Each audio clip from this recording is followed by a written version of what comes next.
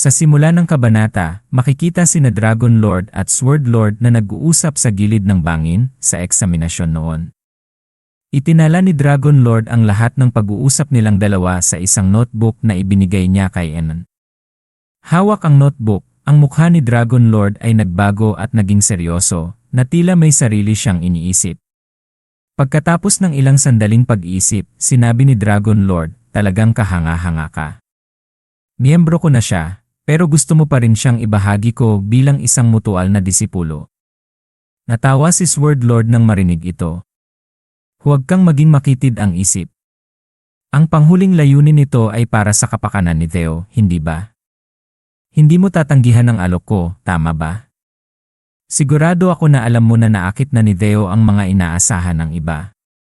Ang batang iyon ay handang makipagkumpetensya sa sinuman para maging kandidato para sa posisyon ng susunod na pinuno ng angkan. Tingnan mo ang talento niya.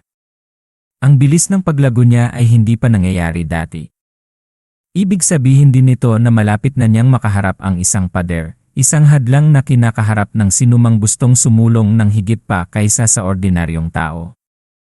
Hawak ang notebook, sinabi ni Sword Lord ng may kumpiyansa. Tutulungan ito ni Theo na malampasan ang pader na iyon, kaya ang kooperasyon na ito ay siguradong magiging makabuluhan. Biglang nagsalita si Dragon Lord na tila gustong pigilan siya. Pero ano ang mangyayari kung maging pinuno ng angkan ng Ragna si Theo? Hindi ba siya magiging kaaway ng angkan ng Chovan? Sino ang mananagot dito? Nang marinig iyon, nagulat ang mukha ni Sword Lord. Tila hindi pa naiisip ng ginang ang senaryong iyon. Nangyari na ito noon ng maraming beses. Karamihan sa mga taong mabilis lumago ay may hindi magandang kinahihinatnan. Tama. Kung maulit ang kasaysayan kay Theo Ragna, lahat ng gusto nating ituro sa kanya ay magiging isang patalim na magdadala ng pagkasira sa angkan ng Ragna. Ngumiting bahagya si Sword Lord. "Nagulat mo ako, Dragon Lord. Akala ko puro magagandang bagay lang ang iniisip mo para sa kanya. Pero pagkatapos kong marinig ang takot sa iyong isip, masigurado ako ngayon kaysa dati." Nagsalita siya ng may paniniwala, "Julius, ikaw ang talagang pinakaangkop para ingatan ito. Obserbahan mo siyang mabuti. Kapag naramdaman mo na ang tamang panahon at sigurado ka sa iyong desisyon, ibigay mo sa kanya ito. Kailangan mong tiyakin na hindi siya maililigaw ng kasakiman. Kailangan niyang lumaki para maging isang tunay na Ragna na kayang pasanin ang responsibilidad ng angkan na ito." Inaalala ang mga salitang iyon, nag-alala si Dragon Lord tungkol sa pagbibigay ng libro kay Enon. Sa kabilang banda, pagkatapos matanggap ang mahalagang libro, masaya ang mukha ni Enon. Nilalang ng dalawang pinakamalalakas sa Siyam na dragon ang librong ito. "Nanaginip ba ako? Magiging disipulo na ako ni na Dragon Lord at Sword Lord." Sinabi niya, "Talaga bang karapat-dapat ako dito? Ayos lang, hindi mo kailangang maging masyadong mapagpakumbaba. Sinasabi ko lang sa iyo ito dahil sa tingin ko ay karapat-dapat ka dito. Yun lang." Yumuko si Emen at mumiti ng bahagya. Sa pag-isip nito, nakakabilis ako ng dahil sa tulong nila at wala pa akong nagagawa para makabawi. Kahit na hindi pa ako nakakagawa ng kahit anong bagay para makabawi sa kanila, patuloy pa rin nila akong tinutulungan ng walang kondisyon. Yumuko si Eman. "Mula noong insidente sa Randon, tinulungan mo na ako ng maraming beses. Ipinapangako ko sa aking karangalan na babayaran ko ang iyong kabaitan balang araw." Samantala, hindi alam kung ano ang pinag-uusapan ni na Dragon Lord at Evely, pero tila pagod ang mukha niya. Inapak ni Dragon Lord ang kanyang paa sa lupa, at ang kanyang buong katawan ay naglabas ng mabigat na nakakapanlupaypay na aura. "Haha, may isang paraan para makabawi ang batang yon ngayon." Habang nagsasalita siya, lumapit siya sa kanya. "Halika rito at maglaban tayo. Matagal na rin mula noong nagkaroon ako ng ganito kasayang laruan. Ay hindi, isang mahusay na disipulo. Hindi ko kayang tawagin ang sarili ko na isang commander kung umupo lang ako dito, hindi ba? Hahaha, ang tunay na aralin ay nagsisimula pa lang." Nagulat si Enan. Talaga bang kailangan kong lumaban sa kanya?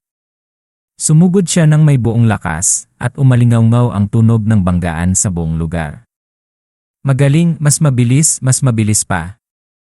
Sa likuran, umalis si Evelyn ng tahimik. Mabilis niyang nilock ang pinto. Mukhang binayaran na ng commander si Evely. Tulungan mo ako, Evely. Pasensya na po, young master. Ito ang utos ng commander, kaya hindi ako makakatutol. At sa gayon, nakulong si Emil sa loob ng arena buong gabi kasama ang commander. Naglaban silang dalawa hanggang sa hindi na makatayo si Enan. Nang sumunod na umaga, dumating si Evelyn at binuksan ang may tanikala na pinto. Dahan-dahan siyang pumasok, nagkasala ang mukha niya. Nanlaki ang mga mata ni Evelyn dahil sa gulat, na tila hindi niya inaasahan ito. Sa harap ni Evelyn, makikita si Enan na napakalungkot. Matapos makipaglaban kay Dragon Lord, nakaupo siya roon na parang nawala ng buhay.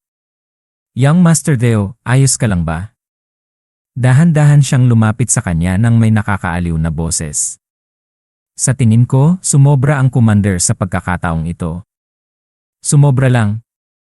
Mas importante, tulad ng sinabi mo noon, ikinulong ko ang pinuno sa nakaraang insidente sa bilangguan sa ilalim ng lupa. Sa wakas, may isang balita na nagpangiti sa kanya. Pero sigurado bang ayos lang na ikulong lang siya? Hindi naman siya ang tipo ng tao na ipagkakanulo ang kanyang Panginoon, kahit na ano ang gamitin nating paraan, pero hindi rin maganda na pabayaan lang siyang payapa. Ayos lang, lahat ay nasa plano ko na. Lumapit si Emin kay Evelyn at bumulong ng isang bagay na tila alam niya kung paano gagamitin ang bihag na ito. Kahit na hindi alam kung ano yon, nagulat din ang mukha ni Evelyn nang marinig ito. Paglipat ng eksena sa palasyo ng pulang bulaklak, dahan-dahang pumapasok si Eman sa lugar ng pagsasanay. Maligayang pagdating. Nagpakumbaba si Theo.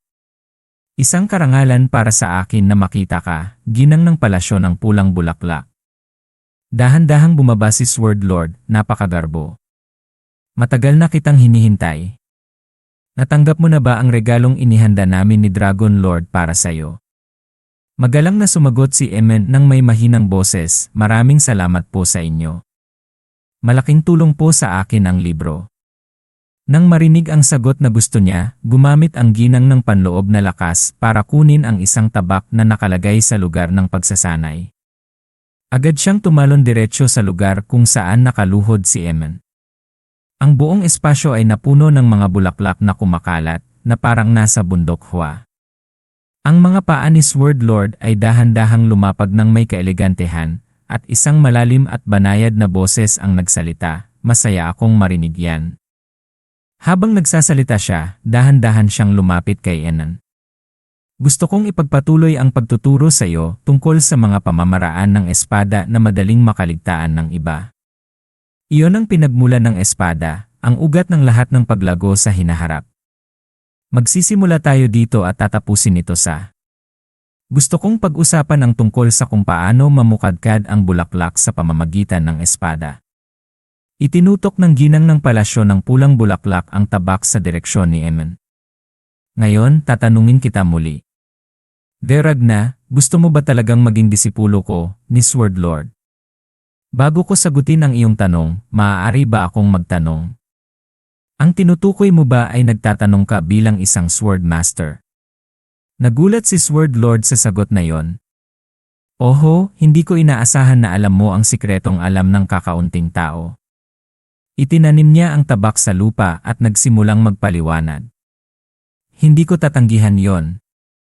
Ang Sword Master ay isang lihim na sekta na ipinapasa sa isang disipulo lang. Ako lang ang nagmana nito at ako ang Sword Master. Gusto mong malaman ang tunay kong motibo kung bakit gusto kitang tanggapin, tama ba? Pasensya na kung pinaparamdam ko sa iyong hindi komportable. Ayos lang, hindi kita sisihin para sa bagay na yan. Sa totoo lang, wala akong malalim na motibo. Mula sa teknolohiya na nagpapamukadkad ng Plum Blossom hanggang sa Sword Dragon Heavenly Deminor. Sa simula pa lang, balak ko na itong ipasa sa'yo. Nagulat ang mukha ni Emen at hindi makapagsalita.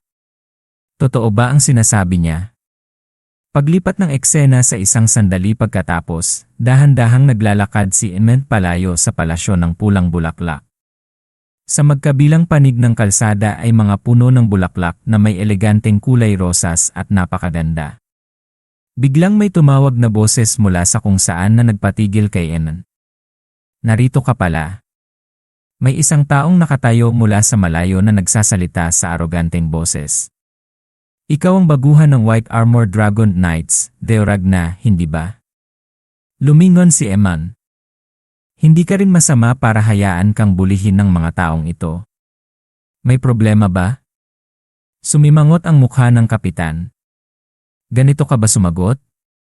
Wala ka bang balak na magbigay ng isang magalang na pagbati?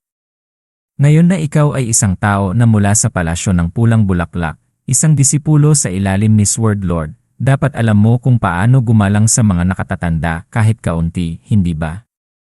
Nang marinig iyon, umiti si Emmett ng may panunuya. Akala ko kung anong malaking bagay, pero ito pala ay isang isyu lang ng pag-ugali para protektahan ang kaunting karangalan nyo. Mga nakatatanda.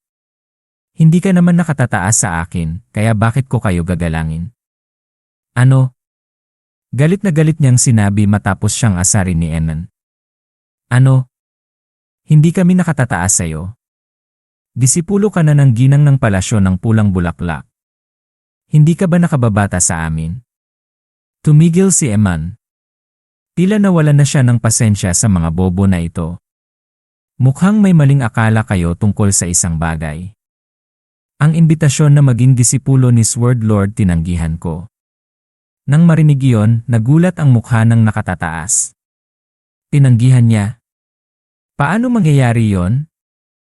Ang desisyon ba na tanggihan ang imbitasyon ni Sword Lord ang magiging turning point para dalhin si Deoragna sa tuktok ng kaluwalhatian, o ito ba ang simula ng isang hindi maiiwasang trahedya?